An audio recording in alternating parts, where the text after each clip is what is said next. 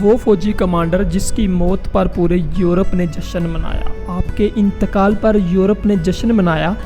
Europe والوں نے آپ کی قبر کے پاس آ کر رقص کیا اور شراب پیتے رہے اور کہنے لگے اب کسی کا خوف نہیں۔ اس دوران ایک شخص نے کہا کہ اگر اس قبر والے نے ایک سانس بھی لے لی تو ہم میں سے کوئی بھی زندہ نہیں رہے گا۔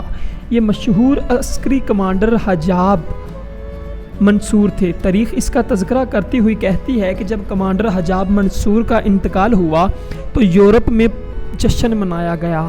حال یہ تھا کہ یورپ کے اہم ترین رہنما الفسنو نے آپ کی قبر پر بہت بڑا خیمہ لگایا اور سونے کی چارپائی لا کر آپ کی قبر کے اوپر رکھی اور اس پر اپنی بیوی کو لے کر سویا، اور شاید زندگی میں پہلی بار وہ بلا خوف سویا ہوگا کیونکہ منصور مٹی کے نیچے سو چکا تھا۔ اس موقع پر الفسنو نے کہا آج خوشی کا دن ہے، آج ہم مسلمانوں کی مملکت پر قبضہ کر لیا ہے اور ان کے سب سے بڑے سپہ سالار کی قبر پر میں بیٹھ گیا ہوں۔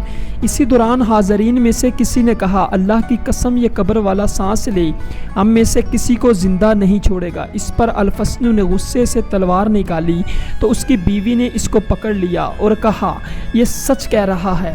یہ کون سی فخر کی بات ہے کہ زندگی میں جس کا نام سن کر بھی کانپتے تھے آج ہم اس کی قبر پر آ کر جشن منا رہے ہیں۔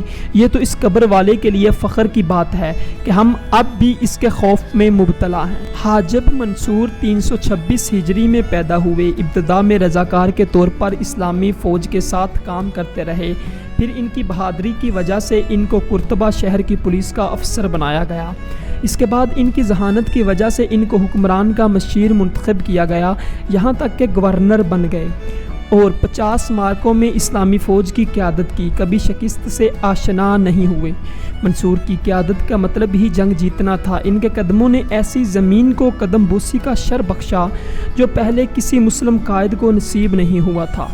آپ کی سب سے بڑی فتح لیون کی جنگ ہے جس میں آپ نے یورپی اتحادی فوج سے لیون میں ٹکر لی اور اس کو عبرتناک شکست دے کر کئی ملکوں کے سربراہوں کو قتل کیا اور ان کی فوج کو بھیڑ بکریوں کی طرح ہانک کر قیدی بنا لیا اور فتح کے بعد حکم دیا پورے شہر میں اذان دی جائے۔ منصور ہر معرکے کے بعد اپنی وردی میں لگے غبار کو جمع کر کے رکھتے تھے اور یہ وصیت کر رکھی تھی کہ جس جبے میں یہ مٹی ہے اس کو ان کے ساتھ دفنایا جائے۔ منصور کو فرانس کو فتح کر کے اسلامی ریاست میں شامل کرنے کا بڑا شوق تھا اور آپ کا انتقال بھی فرانس کی سرحد پر ایک مہم کے دوران ہوا۔